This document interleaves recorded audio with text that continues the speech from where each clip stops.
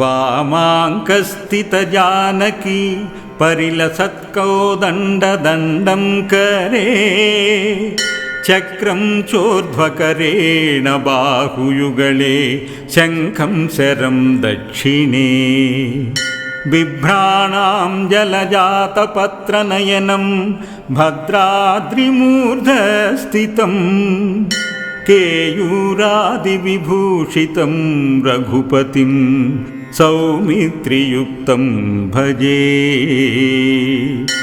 श्रीमच्चन्दनचर्चितोन्नत कुचव्यालोलमालाङ्कितां ताटङ्कद्युतिसत्कपोलयुगलां पीताम्बरालङ्कृतां काञ्चीकङ्कणहारनूपुरलस कल्याणदामान्वितां श्रीवामाङ्कगतां सरोरुहकरां सीतां मृगाक्षीं भजे द्विभुजं स्वर्णवपुषं पद्मपत्रनिभेक्षणं धनुर्बाणधरं धीरं रामानुजमहं भजे कौसल्या सुप्रजा रामा पूर्वा सन्ध्या प्रवर्तते उत्तिष्ठ नरशार्दूला कर्तव्यं दैवमाह्निकम् उत्तिष्ठोत्तिष्ठ गोविन्द उत्तिष्ठ गरुडध्वजा उत्तिष्ठ कमलाकान्ता त्रैलोक्यं मङ्गलं कुरु वन्दे श्रीरघुनन्दनं जनकजानेत्रासिताम्भोरुहं प्रालेयाम्बुमनल्पमञ्जुलगुणं पद्मासनोद्भासिनं चक्राब्जेषु शराशनानि दधितं हस्तारविन्दोत्तमैः श्रीमन्मारुतिपूजिताङ्घ्रियुगलं भद्राद्रिचिन्तामणिं श्रीरामचन्द्रवरकौमुदि भक्तलोका कल्पाख्यवल्लरिविनम्रजनैकबन्धो कारुण्यपूरपरिपूरितसत्कटाक्षे भद्राद्रिनाथदयिते तव सुप्रभातम् अम्लानभक्तिकुसुमामलिनाप्रदीपाः सौधाञ्जयत्य विरला गुरुधूमराजिः नाकं सृशन्ति धरणी सुरवेदनादाः भद्राद्रिशेखर विभो तव सुप्रभातम् सान्द्रोडुरम्य सुषुमान विभाति राजा दीनो यदा गतवसुर्मलिनान्तरङ्गः दैन्यं गता कुमुदुनी प्रियविप्रयोगात् भद्राद्रिशेखर विभो तव सुप्रभातम् पूर्वादिपीठ मदितिष्ठति भानुबिम्बं गाढं प्रियातितिमिरं ककुभप्रसन्नाः त्वत्साङ्गतं खगरुतैः कदयन्ति मन्द्रौ भद्राद्रिशेखर विभो तव सुप्रभातम् आदित्यलोलकरलालन जातहर्षा सा पद्मिनी त्यजति मासकृदास्य मुद्राम् भृङ्गावली विशति चाटुवचा सरोजं भद्राद्रिशेखर विभो तव सुप्रभातम् प्रालेय बिन्दुनिकरा नवपल्लवेषु बिम्बाधरे स्मितरुचिं तव संवदन्ति आयान्ति चक्रमिथुनानि गृहस्थभावम्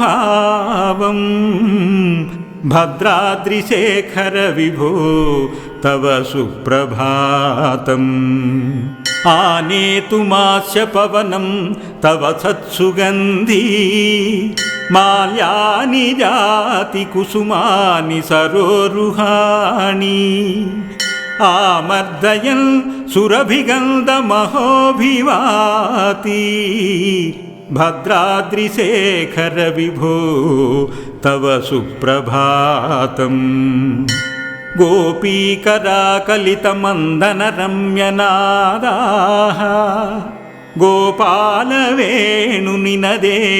समं प्रवृत्ताः दुन्वन्ति हंसमिथुनानि तुषारपक्षान् भद्राद्रिशेखर विभो तव सुप्रभातम् तम्भेरमावुभयपक्षविनीतनिद्राः कर्षन्ति ते कलितघीङ्कृतिशृङ्खलानि वाहामुखोष्ममलिनीकृतसैन्धवांसाः भद्राद्रिशेखर विभो तव सुप्रभातम् श्रीवन्दिनस्तव पठन्ति च मञ्जुकण्ठैः रम्यावधानचरितान्यमृतोपमानि मन्द्रं नदन्ति मुरुजा शुभशङ्खनादैः भद्राद्रिशेखर विभो तव सुप्रभातम् उत्तानकेतनरधारवयो महेशाः शुद्धोक्षवाहनगता वसवोऽपि सिद्धाः द्वारे वसन्ति तव दर्शनलालसास्ते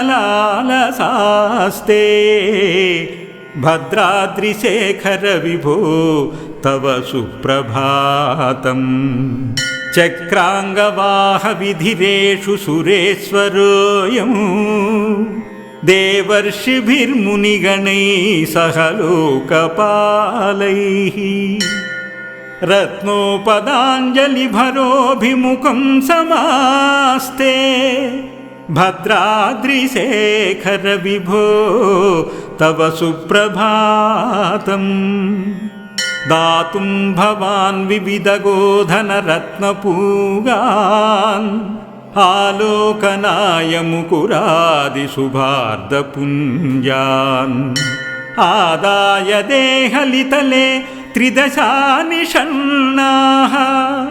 भद्राद्रिशेखर विभो तव सुप्रभातम् गोदावरी विमलवारि समुद्भवानि निर्हारि पुष्पविसराणि मुदाहरन्तः शुश्रूषया तव बुधाः प्रतिपालयन्ति भद्राद्रिशेखर विभो तव सुप्रभातम् एलालवङ्गवरकुङ्कुमकेसराज्यैः पुन्नागनागतुलसीवकुलादिपुष्पैः नीतासु तीर्थकलशाभिषेचनाय भद्राद्रिशेखर विभो तव सुप्रभातम् कस्तूरिकासुरभिचन्दनपद्ममालाः पीताम्बरं च तडिदाभमनल्पमूल्यम् सज्जीकृतानि रघुनायकमञ्जुलानि भद्राद्रिशेखर विभो तव सुप्रभातम् केयूरकङ्कणकलापकिरीटदेवा चन्दाङ्गुलीयकमुखा नवरत्नभूषाः राजन्ति तावकपुरो रविकान्तिकान्ताः भद्राद्रिशेखर विभो तव सुप्रभातम् गोदावरी सलिल संप्लव निर्मलांगाः दीप्तोर्ध्वपुण्ड्रतुलसी नलिनाक्षमालाः श्रीवैष्णवास्तव पठन्ति विबोधगाथाः भद्राद्रिशेखर विभो तव सुप्रभातम् स्वर्लोकवारवनिता सुरलोकतोमी रम्भादयो विमलमङ्गलकुम्भदीपैः सङ्गीभवन्ति भवदङ्गणपूर्वभागे भद्राद्रिशेखर विभो तव सुप्रभातम् सीताप्रवालसुमनोहर पाणियुग्मा संवाहितात्मपदपङ्कज पद्मनेत्रा सौमित्रि सादर समर्पित सौम्यशय्या भद्राद्रिशेखर विभो तव सुप्रभातम् श्रीशेषतल्पशरणागत रक्षकार्का वंशे निशाचरवधाय कृतावतारा पादेभ्य रेणुहृत गौतमदारशापा भद्राद्रिशेखर विभो तव सुप्रभातम् पाठीनकूर्मकिटिमानुषसिंहवेषा कुब्जावतार भृगुनन्दन राघवेन्द्र तालंक कृष्ण यवनान्तक बुद्धरूपा भद्राद्रिशेखर विभो तव सुप्रभातम् ब्रह्मादि सर्वविभुदां स्तव पादभक्तान् सम्पुल्लतामरसभासुरलोचनाद्यैः आनन्दयस्वरिपुशोधन चापधारिन् भद्राद्रिशेखर विभो तव सुप्रभातम् तल्पं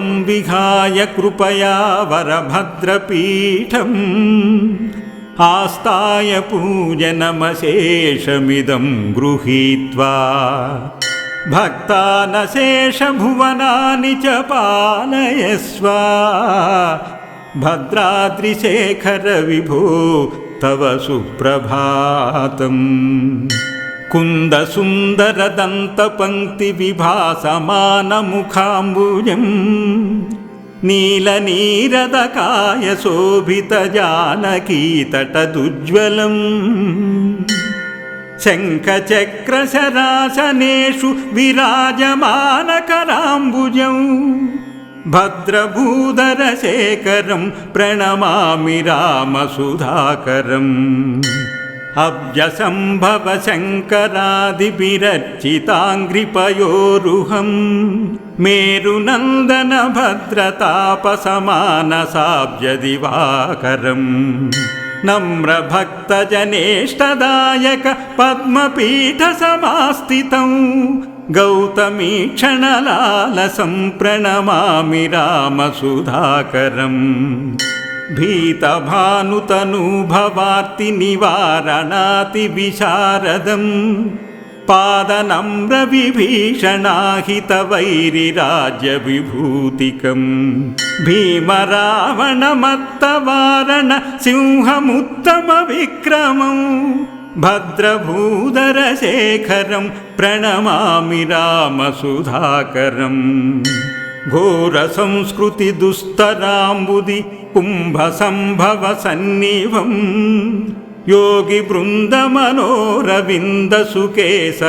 योगिवृन्दमनोरविन्दसुकेसरोज्ज्वलषट्पदम् भक्तलोकविलोचनामृतवर्तिकायितविग्रहं भद्रभूधरशेखरं प्रणमामि रामसुधाकरम् भूसुताचिररोचिषं वरसत्पदैकविहारिणं तापनाशनदीक्षितं नतचातकावलिरक्षकं చిత్రచాపకృపాంబుమండల నీల విగ్రహ భాసురం భద్రభూధరశేఖరం ప్రణమామి రామపయోధరం ప్రణమామి రామపయోధరం ప్రణమామి రామపయోధరం.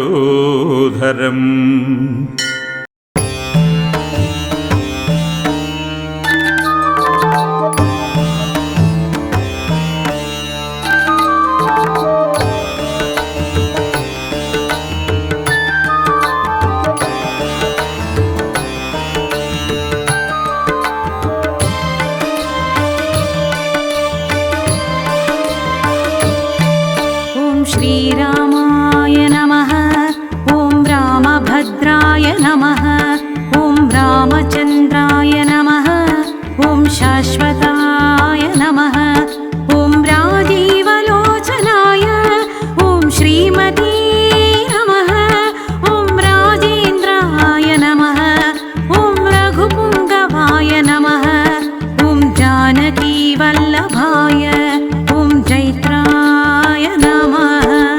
रामचन्द्राय रघुपुङ्गवाय रामचन्द्राय रघुपुङ्गवाय रावणसंहार महाभुजाय महोदराय पुराणपुरुषाय महाभुजाय महोदराय पुराणपुरुषाय जानकीवल्लभाय हनुमदाश्रिताय ॐ जितामित्राय नमः।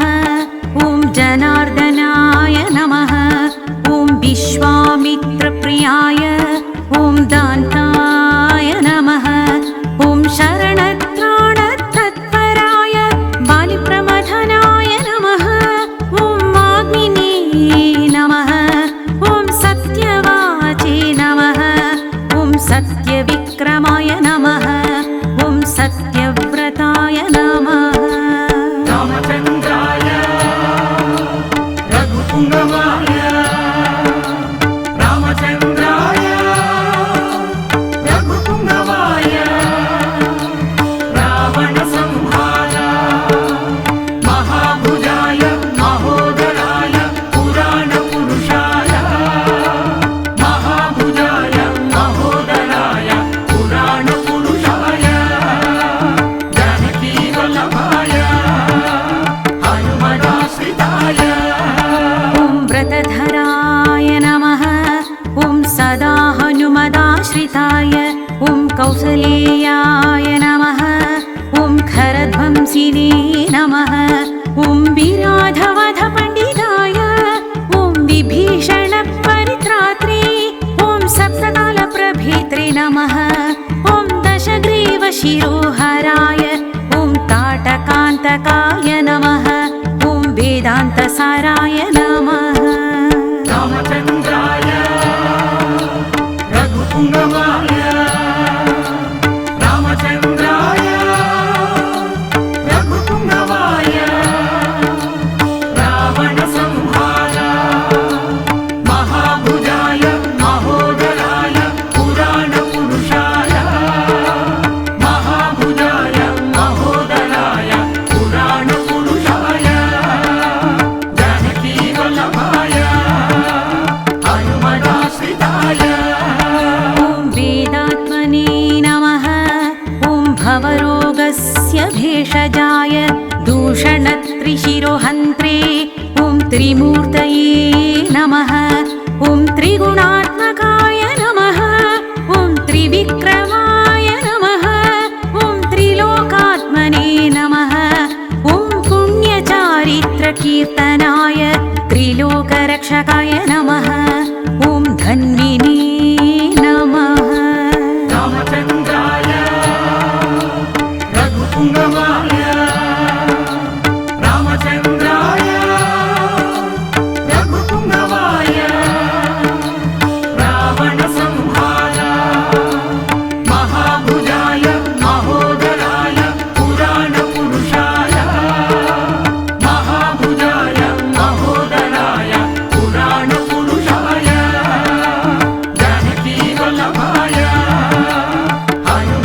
रामचन्द्राय ॐ दण्डकारण्यपुण्यकृते अहल्याशापशमनाय पितृभक्ताय नमः ॐ वरप्रदाय नमः ॐ जितेन्द्रियाय नमः ॐ जितक्रोधाय नमः ॐ जितामित्राय नमः ॐ जगद्गुरवे नमः ॐ वृक्षवानरसङ्घातिने चित्रकूटसमाश्रयाय रामचन्द्राय रघुपुङ्गवाय रामचन्द्राय रघुपुङ्गवाय रावणसंहार महाभुजाय महोदराय पुराणपुरुषाय महाभुजाय महोदराय पुराणपुरुषाय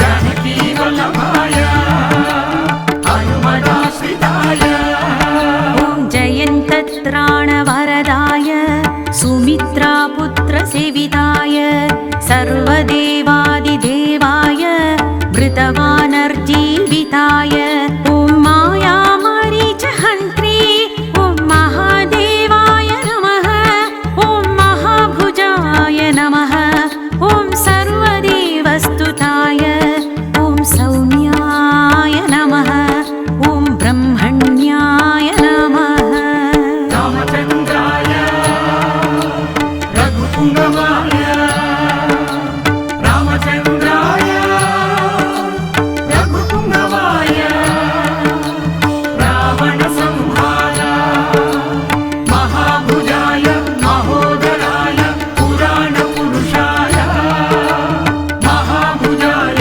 महोदराय पुराणपुरुषाय जानकीवल्लभाय हनुमदाश्रिताय ॐ मुनिसंस्तुताय नमः ॐ महायोगिने नमः ॐ महोदराय नमः ॐ सुग्रीवेप्सितराज्यदाय सर्वपुण्याधिकफलाय स्मृतसर्वाघनाशनाय आदिपुरुषाय नमः ॐ परमपुरुषाय नमः ॐ महापुरुषाय नमः ॐ पुण्योदयाय नमः रामचन्द्राय रघुपुङ्गवाय रामचन्द्राय रघुपुङ्गवाय रावणसंहार महाभुजाय महोदराय पुराणपुरुषाय महाभुजाय महोदराय पुराणपुरुषाय जानकीवल्लभाय हनुमदाश्रिताय ॐ दयासाराय नमः ॐ पुराणपुरुषोत्तमाय ॐ स्मितवक्त्राय नमः ॐ मितभाषिणे नमः ॐ पूर्वभाषिणे नमः ॐ राघवाय नमः ॐ अनन्तगुणगम्भीराय ॐ धीरोदात्तगुणोत्तमाय मायामानुषचरित्राय महादेवादिपूजिताय रामचन्द्राय रघुपुङ्गवाय रामचन्द्राय रघुपुङ्गवाय रावणसंहार महाभुजाय महोदराय पुराणपुरुषाय महाभुजाय महोदराय पुराणपुरुषाय जानकीवल्लभाय हनुमदाश्रिताय ॐ सेतुकृते नमः ॐ जितवाराशये नमः ॐ सर्वतीर्थमयाय नमः ॐ हरये नमः ॐ श्यामाङ्गाय नमः ॐ सुन्दराय नमः ॐ शूराय नमः ॐ पीतवाससे नमः ॐ धनुर्धराय नमः ॐ सर्वयज्ञाधिपाय रामचन्द्राय रघुपुङ्गवाय रामचन्द्राय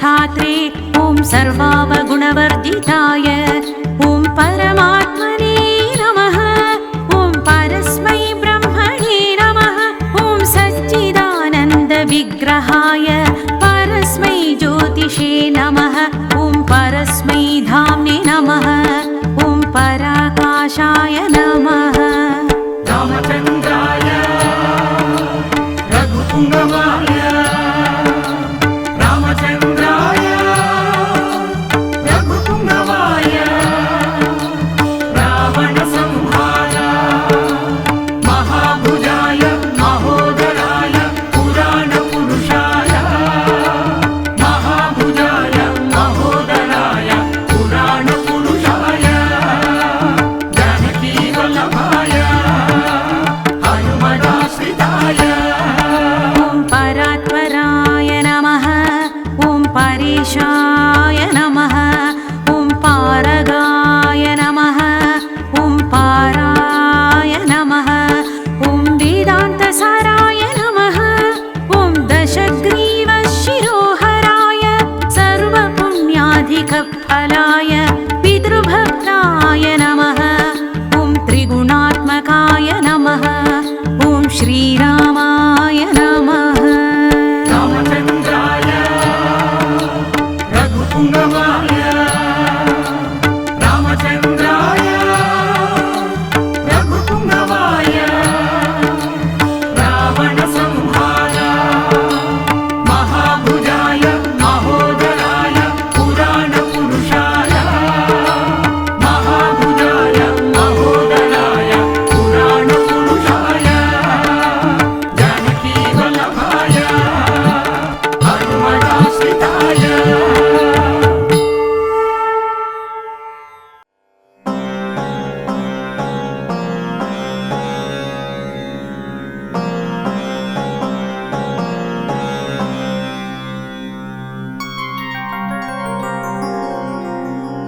चिदाकारो धाता परमसुखदपावनतनुर् मुनीन्द्रैर्योगीन्द्रैर्यतिपति सुरेन्द्रैर्हनुमतः सदा सेव्यपूर्णो जनकतनयाङ्गसुरगुरु रमानाथो रामो रमतु मम चित्ते तु सततम् मुकुन्दो गोविन्दो जनकतनया लालितपदा पदं प्राप्त यस्याधमकुल भवा चापि स्यबरी परातीतो गम्यो विमलधिषणैर्वेदवचसा रमानाथो रामो रमतु मम चित्ते तु सततम् धराधीशो धीरसुरनर पराणां रघुपति किरीटी केयूरी कनककपिशशाभितवपुः समासीनपीठे रवि शतनिभेष्यान्तमनसो रमानाथो रामो रमतु मम चित्ते तु सततम् वरण्ये शारण्यकपिपति सभाचान्तविधुरो ललाटे काश्मीरो रुचिरगतिभङ्गस्य शिमुखा नराकारो रामयतिपति नुतसंस्कृतिहरो रमानाथो रामो रमतु मम चित्ते तु सततम् विरूपाक्षकास्यामुपति सति यन्नानुशिवदम् सहस्रं यं नाम्नां पठति गिरिजा प्रत्युष शिवै कलौके गायन्तीश्वर विधिमुखायस्य चरितम् रमानाथो रामो रमतु मम चित्ते तु सततम्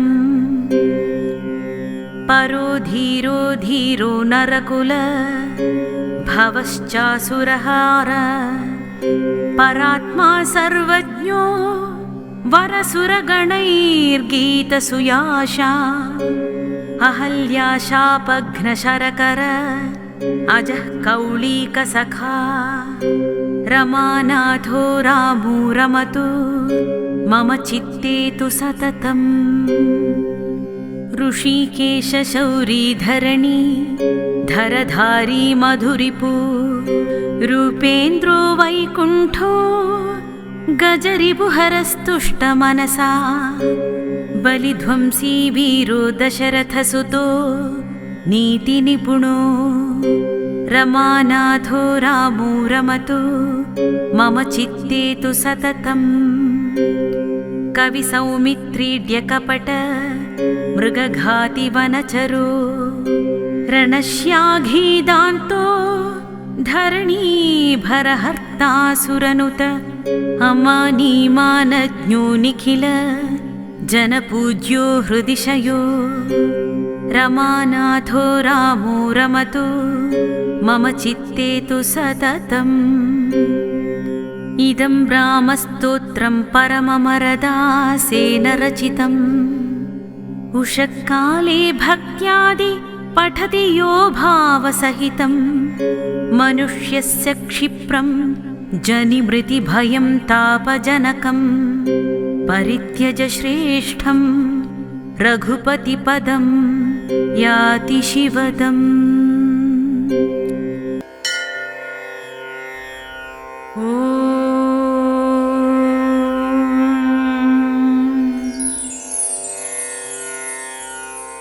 विशुद्धं परं सच्चिदानन्दरूपं गुणाधारमाधारहीनं वरेण्यं महान्तं विभान्तं गुहान्तं गुणान्तं सुखान्तं स्वयं धाम रामं प्रवद्ये शिवं नित्यमेकं विभुं तारकाख्यं सुखाकारमाकारशून्यं सुमान्यं महेशं कलेशं सुरेशं परेशं नरेशं निरीशं महेशं प्रपद्ये यदा वर्णयत्कर्णमूलेऽन्तकाले शिवो राम रामेति रामेति काश्यां तदेकं परं तारकब्रह्मरूपं भजेऽहं भजेऽहं भजेऽहं भजेऽहम् महारत्नपीठे शुभे कल्पमूले सुखासीनमादित्यकोटिप्रकाशं सदा जानकी लक्ष्मणोपेतमेकं सदा रामचन्द्रं भजेऽहं भजेऽहम्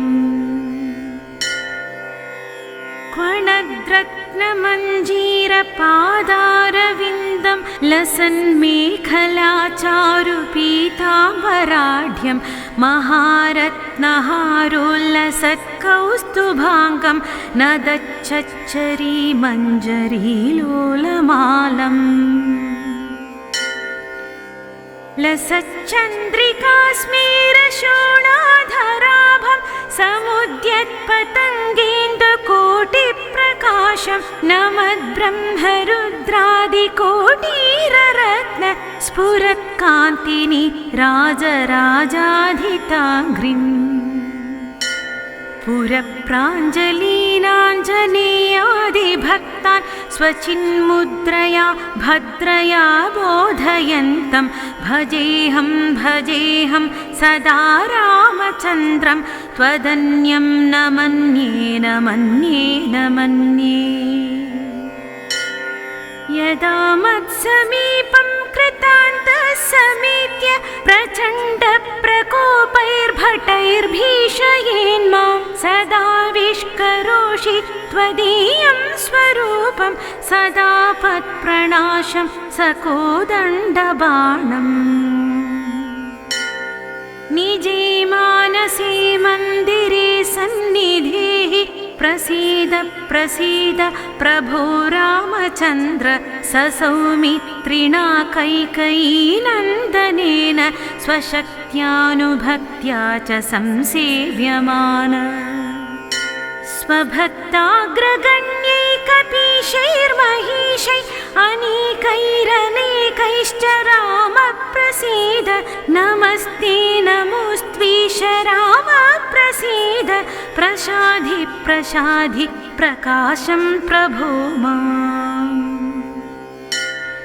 त्वमेवासि दैवं परं मे यदेकं सुचैतन्यमेतत्त्वदन्यं न मन्ये यतो भूतमेयं वियद्वायुतेजो जलोर्व्याधिकार्यं चरं चाचरं च।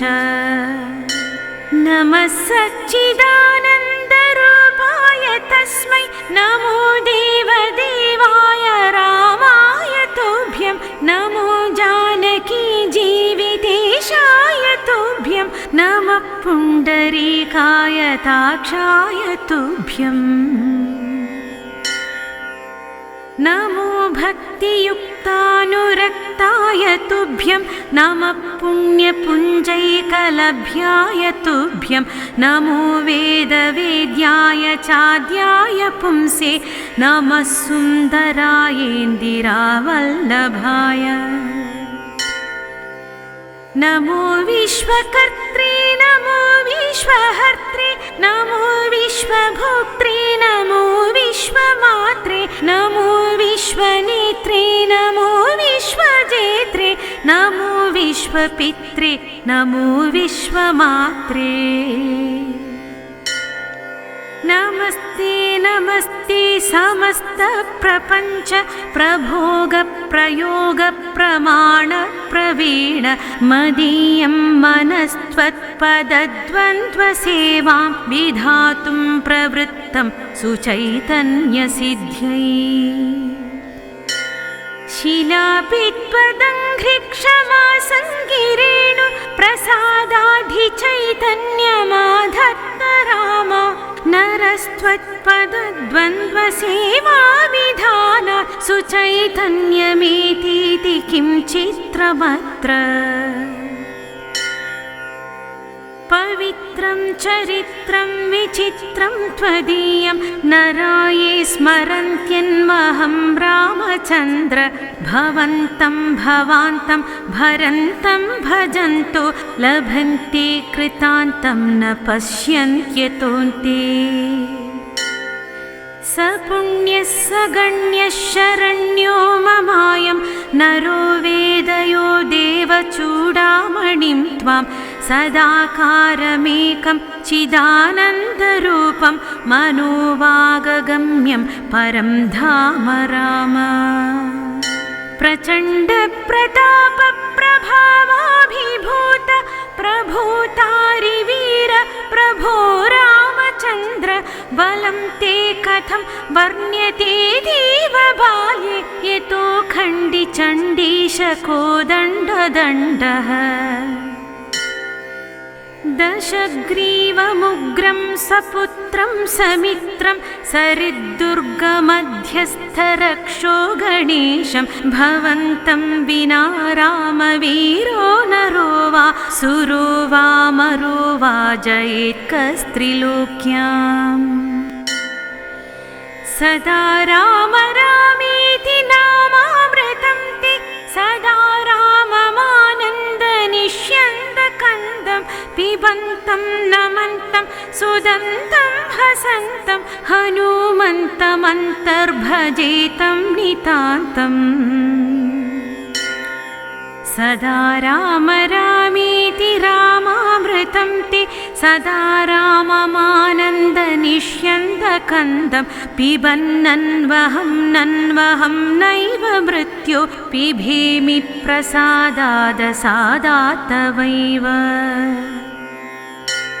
असीता समेतैरकोदण्डभूषैरसौमित्रिवन्द्यै प्रचण्डप्रतापै अलङ्केशकालैरसुग्रीवमित्रैररामाभिधेयैरलं दैवतैर्नः।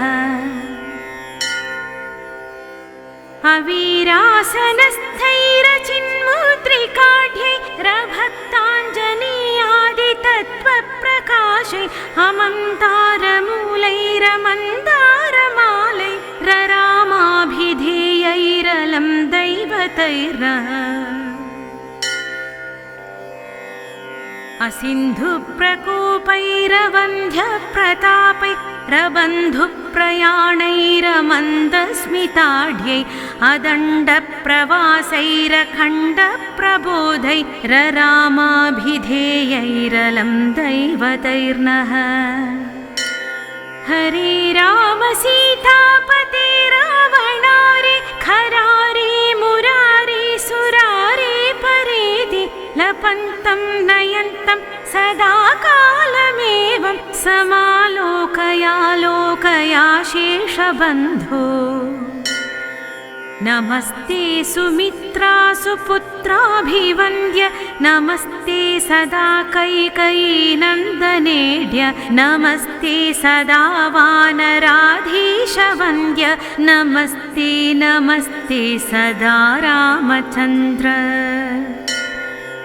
प्रसीद प्रसीद प्रचण्ड प्रताप प्रसीद प्रसीद प्रचण्डारिकाल प्रसीद प्रसीद प्रसन्नानुकम्पिन् प्रसीद प्रसीद प्रभो रामचन्द्र भुजङ्गप्रयातं परं वेदसारं मुदा रामचन्द्रस्य भक्त्या च नित्यं पठन् सन्ततं चिन्तयन् स्वान्तरङ्गे स एव स्वयं रामचन्द्रः धन्यः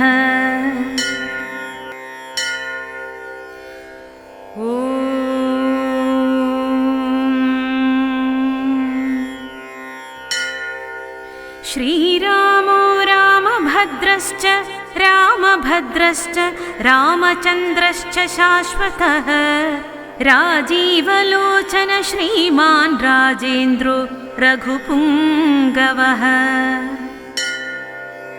जानकी वल्लभो जैत्रो जितामित्रो जनार्दनः विश्वामित्रप्रियो दान्तः शरणत्राणतत्परः वालिप्रमथनो वाग्मी सत्यवाक् सत्यविक्रमः सत्यव्रतो व्रतधरः सदा हनुमदाश्रितः कौसलेयखरध्वंसी विराधवधपण्डितः विभीषणपरित्राता हरकोदण्डखण्डनः सप्ततालप्रभीता च दशग्रीवशिरोहरः जामदग्न्यमहादर्पदलनस्ताटकान्तकः वेदान्तसारो वेदात्मा भवरोगस्य भेषजः दूषणत्रिशिरो हन्ता त्रिमूर्तिस्त्रिगुणात्मकः त्रिविक्रमस्त्रिलोकात्मा पुण्यचारित्रकीर्तनः त्रिलोकरक्षको धन्वी दण्डकारण्यकर्तनः अहल्याशापशमनः पितृभक्तो वरप्रदः जितेन्द्रियो जितक्रोधो जितामित्रो जगद्गुरुः ऋक्षवानरसङ्घाती चित्रकूटसमाश्रयः जयन्तत्राणवरदः सुमित्रापुत्रसेवितः सर्वदेवाधिदेवश्च मृतवानरजीवनः मायामारीचहन्ता च महादेवो महाभुजः सर्वदेवस्तुतसौम्यो ब्रह्मण्यो मुनिसंस्तुतः महायोगी महोदार सुग्रीवेप्सितराज्यदः सर्वपुण्याधिकफलः स्मृतसर्वाघननाशनः आदिपुरुषः परमपुरुषो महापुरुष एव च पुण्योदयोदयासार पुराणपुरुषोत्तमः स्मितवक्त्रो मितभाषी पूर्वभाषी च राघवः अनन्तगुणगम्भीरो धीरोदात्तगुणोत्तमः मायामानुषचारित्रो महादेवादिपूजितः सेतुकृज्जितवाराशिः सर्वतीर्थमयो हरिः श्यामाङ्गसुन्दरशूरः पीतवासाधनुर्धरः सर्वयज्ञाधिपो यज्वा जरामरणवर्जितः विभीषणप्रतिष्ठाता सर्वावगुणवर्जितः परमात्मा परब्रह्म सच्चिदानन्दविग्रह परं ज्योति परं धाम पराकाशः परात्परः परेशः पारगः पार सर्वदेवात्मकः परः परेशः पारगः पार सर्वदेवात्मकः परः श्रीरामाष्टोत्तरशतं भवतापनिवारकं सम्पत्करं त्रिसन्ध्यासु पठतां भक्तिपूर्वकम् रामाय रामभद्राय रामचन्द्राय वेधसे रघुनाथाय नाथाय सीताया पतये नमः।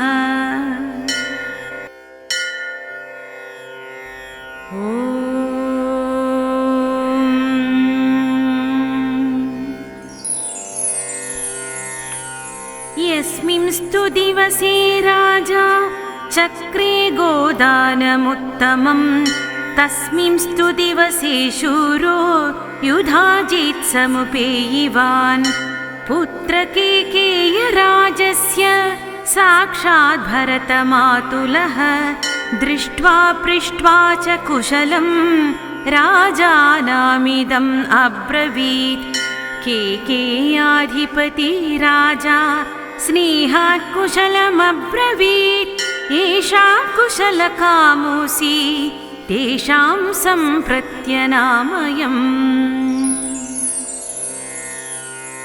स्वश्रियं मम राजेन्द्र द्रष्टुकामो महीपतिः तदर्थमुपयातोऽहम् अयोध्यां रघुनन्दन श्रुत्वा त्वहमयोध्यायां विवाहार्थं तवात्मजान् मिथिलामुपयातांस्तु त्वया सह महीपते त्वरयाभ्युपयातोऽहम् द्रष्टुकामस्वसुसुतम् अथ राजदशरथः प्रियातिथिम् उपस्थितम् दृष्ट्वा परमसत्कारै पूजार्हं समपूजयत् ततस्तामुषितो रात्रिं सह पुत्रैर्महात्मभिः प्रभाते पुनरुत्थाय कृत्वा कर्माणि कर्मवित् ऋषिंस्तदा पुरस्कृत्य यज्ञवाटमुपागमत् युक्ते मुहूर्ते विजये सर्वाभरणभूषितैः भ्रातृभिः सहितो रामः कृतकौतुकमङ्गलः वसिष्ठं पुरतः कृत्वा महर्षीणम् अपरानपि पितुः समीपमाश्रित्य तस्थौ भ्रातृभिरावृतः वसिष्ठो भगवानीत्य वैदेहमिदम् अब्रवीत् राजा दशरथो राजन् कृतकौतुकमङ्गलैः पुत्रैर्नरवरश्रेष्ठ दातारमभिकाङ्क्षति दातृप्रतिग्रहीतृभ्यां सर्वार्था प्रभवन्ति स्वधर्मं प्रतिपद्यस्व कृत्वा वैवाह्यमुत्तमम् इत्युक्तपरमोदारो वसिष्ठेन महात्मना प्रत्युवाच महातेजा वाक्यं परमधर्मवित् कस्थितप्रतिहारो मे कस्याज्ञा सम्प्रतीक्ष्यते स्वगृहे को विचारोऽस्ति यथा राज्यमिदं तव कृतकौतुक सर्वस्वा वेदिमूलमुपागताः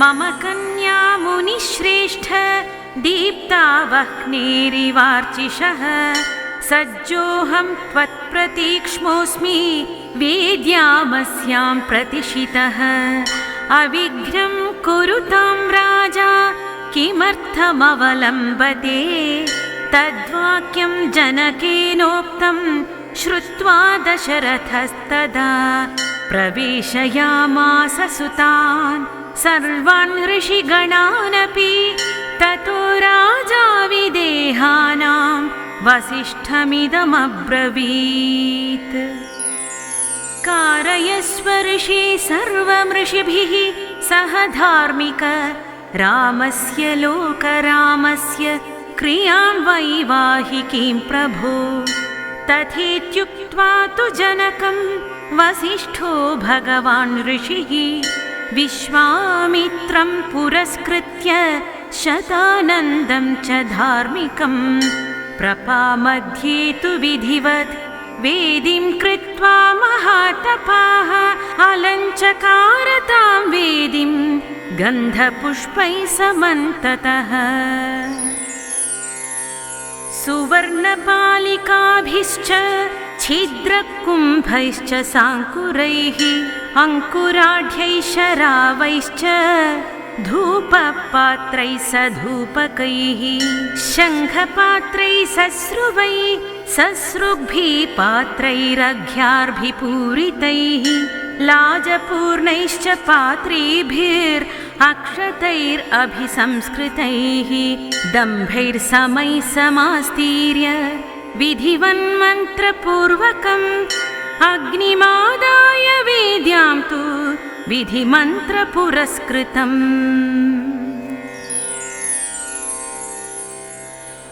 जुहावाग्नौ महातेजा वसिष्ठो भगवान् ऋषिः ततः सीतां समानीय सर्वाभरणभूषितां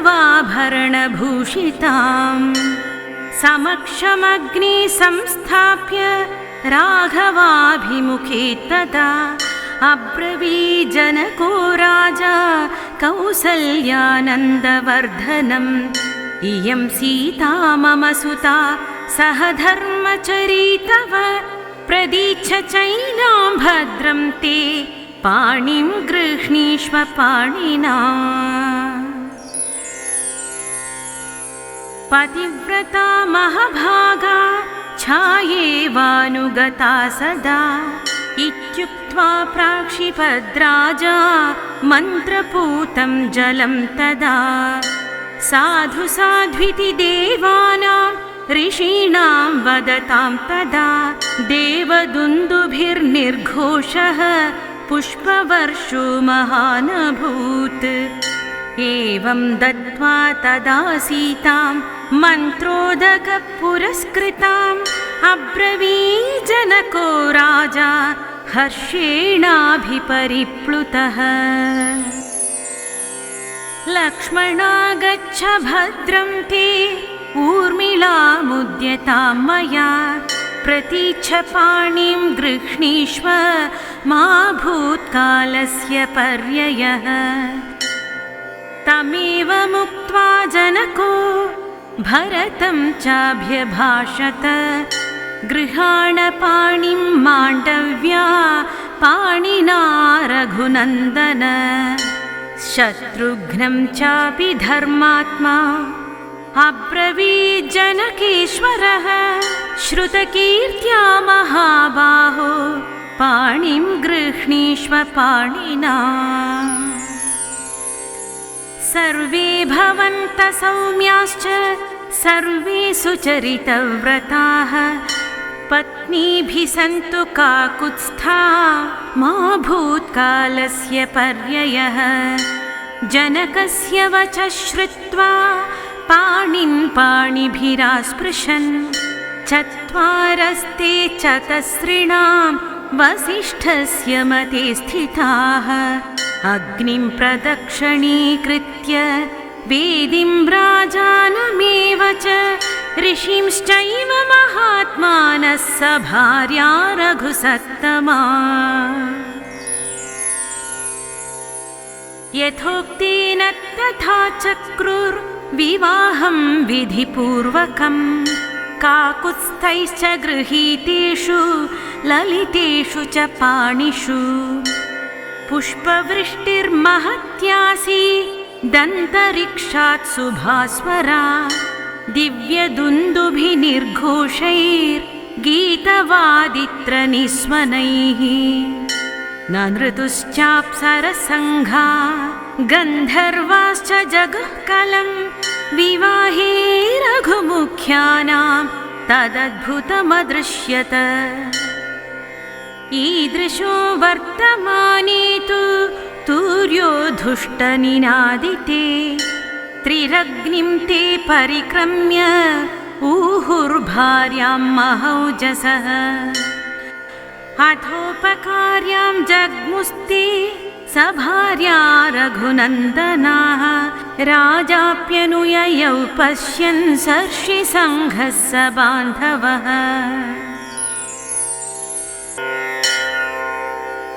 ॐ अस्य श्रीरामरक्षास्तोत्रमन्त्रस्य बुधकौशिकऋषिः श्रीसीतारामचन्द्रो देवता अनुष्टुप्छन्दः सीताशक्तिः श्रीमान् हनुमान् कीलकं श्रीरामचन्द्रप्रीत्यर्थे रामरक्षास्तोत्रजपे विनियोगः ध्यायेदाजानुबाहुं धृतशरधनुषं बद्धपद्मासनस्थं पीतं वासोवसानां नवकमलदलस्पर्धिनेत्रं प्रसन्नं वामाङ्कारूढसीतामुखकमलमिळल्लोचनम् नीरदाभं नानलङ्कारदीप्तं दधतमरुजटामण्डलं रामचन्द्रम्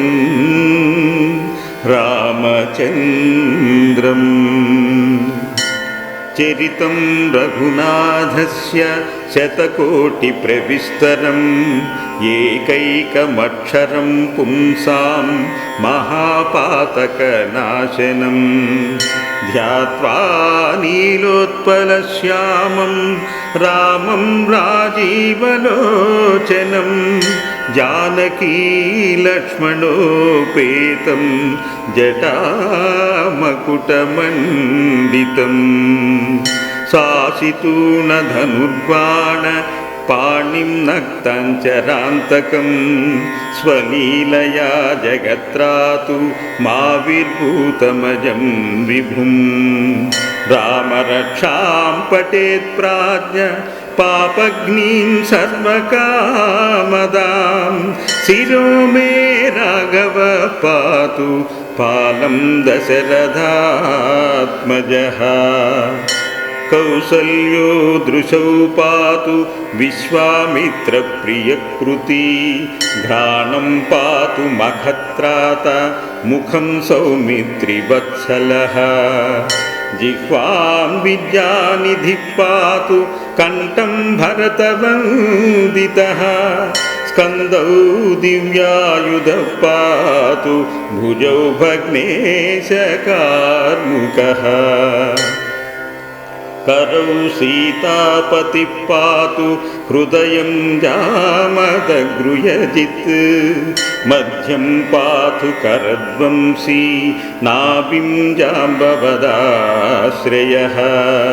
सुग्रीवेशकटी पातु सग्दिनी हनुमत्प्रभु ऊरु रघुत्तम पातु रक्षकुलविनाशकृत् जानुनी सेतु कृत्पातु जङ्घे दशमुखान्तकः पादौ विभीषणश्रीधः पातु रामोऽखिलं वपुः एतां रामबलोपेतां रक्षाम्यः सुकृती पठेत् सचिराय सुखी पुत्री विजयी विनयी भवेत्। पातालभूतलव्योमचारिण चद्मचारिणः न द्रष्टुमपि सक्तास्ते रक्षितं रामनामभिः। रामेति रामभद्रेति रामचन्द्रेति वा स्मरन् नरो न लिप्यते पापै भुक्तिं मुक्तिं च विन्दति। जगज्जैत्रैकमन्त्रेण रामनाम्नाभिरक्षितं यः कण्ठे धारयत्तस्य करस्ता सर्वसिद्धयः। वज्रपञ्जरनामेदं यो रामकवचं स्मरेत् अव्याहताजः सर्वत्र लभते जयमङ्गलम्। आदिष्टवान् यथा स्वप्ने राम रक्षामि मां हरः तथा लिखितवान् पात्रः प्रबुद्धो बुधकौशिकः। आरामकल्पवृक्षाणां विरामः सकलापदाम् अभिरामस्त्रीलोकानां रामः श्रीमान् सनः प्रभुः। तरुणारूपसम्पन्नौ सुकुमारौ महाबलौ पुण्डरीकविशालाक्षौ क्षीराकृष्णाञ्जिनाम्बरौ फलमालसिनौ दातौ तापसौ ब्रह्मचारिणौ पुत्रौ दशरथस्थ्यैतौ भ्रातरौ रामलक्ष्मणौ। शरण्यौ सर्वसत्तानां श्रेष्ठा सर्वधनुष्मतां रक्षकुलनिहन्तारौ त्रायेतां नो रघोत्तमौ। आत्तसज्जधनुषा विगस्पृशा वक्षया सुगनिशङ्गसङ्गिनौ रक्षणाय मम रामलक्ष्मण व्रगतः पदि सदैव गच्छताम्। सन्नद्धः कवची खड्गी चापबाणधरो युवा गच्छन्मनोराधन्नश्च रामः पातु स लक्ष्मणः। रामो दाशरथशूरो लक्ष्मणानुचरो बली काकुत्स्थपुरुषः पूर्णः कौसल्येयो रघोत्तमः। नानाराक्षसवीरशूरनिधने धीरं महानायकं कौसल्यतनयं पवित्रचरितं वन्दे बुधश्यामलं। दैत्यानां नाशनार्थं करधृतधनुषं शिष्टरक्षार्थपाणिम्। योगीनां मानसेन्दुमुख कमलदयावीक्षणं भक्तबन्धुम्। वेदान्तवेद्यो यज्ञेश पुराणपुरुषोत्तमः। जानकीवल्लभ श्रीमानप्रमेयपराक्रमः। इत्येतानि जपे नित्यं मद्भक्तश्रद्धयान्वितः। अश्वमेधादिकं पुण्यं सम्प्राप्नोति न संशयः। अश्वमेधादिकं पुण्यं सम्प्राप्नोति न संशयः। रामं दुर्वादलश्यामं पद्माक्षं पीतवासनं स्तुवन्ति नाम विद्धिव्यै न ते संसारिणो नराः। रामं लक्ष्मणपूर्वजं रघुवरं सीतापतिं सुन्दरं काकुत्सं करुणार्णवं गुणनिधिं विप्रप्रियं धार्मिकं राजेन्द्रसत्यसन्धं दशरथतनयं श्यामलं शान्तमूर्तिं वन्दे लोकाभिरामं रघुकुलतिलकं राघवं रावणारिम् रामाय रामभद्राय रामचन्द्राय वेधसे रघुनाथाय नाथाय सीताय पतये नमः। श्रीराम राम रघुनन्दन राम राम श्रीराम राम भरताग्रज राम राम श्रीराम राम रणकर्कश राम राम श्रीराम राम शरणं भव राम राम। श्रीरामचन्द्रचरणौ मनसा स्मरामि श्रीरामचन्द्रचरणौ वचसा गृह्णामि श्रीरामचन्द्रचरणौ शिरसा नमामि श्रीरामचन्द्रचरणौ शरणं प्रपद्ये। माता रामो मत्पिता रामचन्द्रः स्वामी रामो मत्सखा रामचन्द्रः सर्वस्वं मे रामचन्द्रो दयालुः नान्यं जाने नैव जाने न जाने। दक्षिणे लक्ष्मणे यस्य वामे च जनकात्मजा पुरतो मारुतिर्यस्य तं वन्दे रघुनन्दनं। लोकाभिरामं रणरङ्गधीरं राजीवनेत्रं रघुवंशनाथं कारुण्यरूपं करुणाकरं तं श्रीरामचन्द्रं शरणं प्रपद्ये। मनोजवं मारुततुल्यवेगं जितेन्द्रियं बुद्धिमतां वरिष्ठं वातात्मजं वानरयूथमुख्यं श्रीरामदूतं शरणं प्रपद्ये। कूजन्तं राम रामेति मधुरं मधुराक्षरम् आरुह्य कविताशाखां वन्दे वाल्मीकिकोकिलम्। आपदामपहर्तारं दातारं सर्वसम्पदां लोकाभिरामं श्रीरामं भूयो भूयो नमाम्यहम्। भर्जनं भवबीजाना मार्जनं सुखसम्पदां तर्जनं यमदूतानां राम रामेति गर्जनं। रामो राजमणिः सदा विजयते रामं रामेशं भजे। रमेणाभिहत निशाचरचमू रामाय तस्मै नमः। रामान्नास्ति परायणं परतरं रामस्याद्योषस्पृहं। रामे चित्तलयः सदा भवतु मे भो रामा मामुद्धरम्।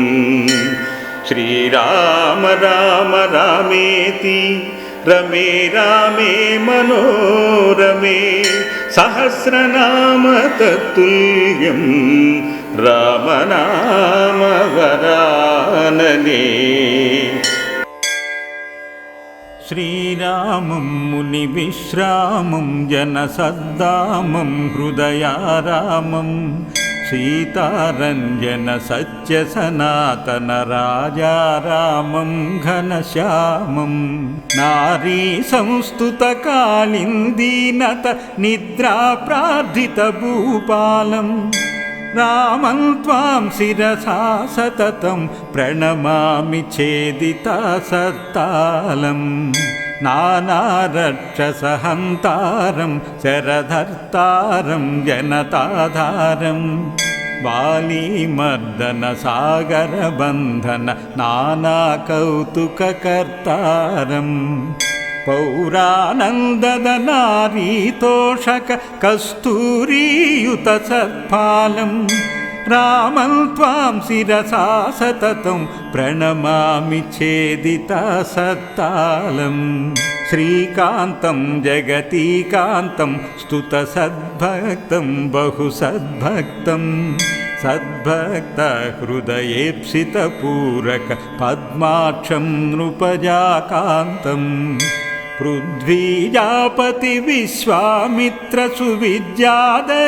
पृथ्वीजापतिविश्वामित्रसुविद्यादर्शितसच्चीलं रामं त्वां शिरसा सततं प्रणमामि छेदिता सत्तालं सीतारञ्जितविश्वेशं धरपृथ्वीशं सुरलोकेशं ग्रावोद्धारण रावणमर्दन तद्भ्रातृकृतलङ्केशं किष्किन्धाकृतसुग्रीवं प्लवगबृन्दाधिपसत्पालं रामं त्वां शिरसा सततं प्रणमामि छेदिता सत्तालं श्रीनाथं जगतां नाथं जगतीनाथं नृपतीनाथं भूदेवासुरनिर्जरपन्नग गन्धर्वादिकसन्नाथं कोदण्डद्रुततूणीरान्वितसङ्ग्रामे कृतभूपालं रामं त्वां शिरसा सततं प्रणमामि छेदिता सत्तालं रामेशं जगतामीशं जम्बुद्वीपेशं नतलोकेशं वाल्मीकिकृतसंस्तवहर्षित सीतालालितवागीशं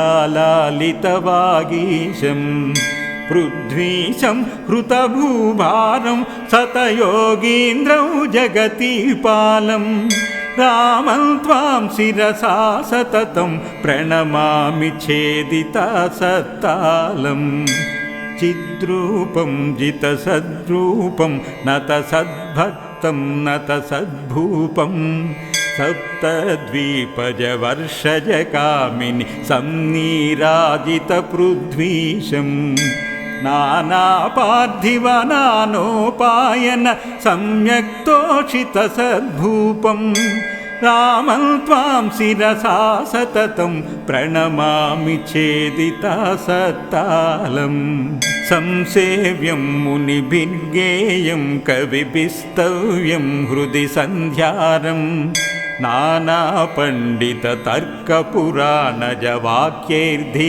नानापण्डिततर्कपुराणजवाक्यैर्धिकृतसत्काव्यं साकेतस्थितकौसल्यासुत गन्धाद्याङ्कितसत्फालं रामं त्वां शिरसा सततं प्रणमामि छेदिता सत्तालं भूपालं घनसन्नीलं नृपसद्बालं कलिसङ्कालं सीताजानिं वरोत्पललोचन मन्त्रीमोचिततत्कालं श्रीसीताकृतपद्मास्वादन सम्यक् शिक्षिततत्कालं रामं त्वां शिरसा सततं प्रणमामि छेदिता सत्तालं हे राजन्नवभिश्लोकै भुवि पापहरं नवकं रम्यं मे बुद्ध्या कृतमुत्तमनूतन मे तद्राघवमर्च्यानं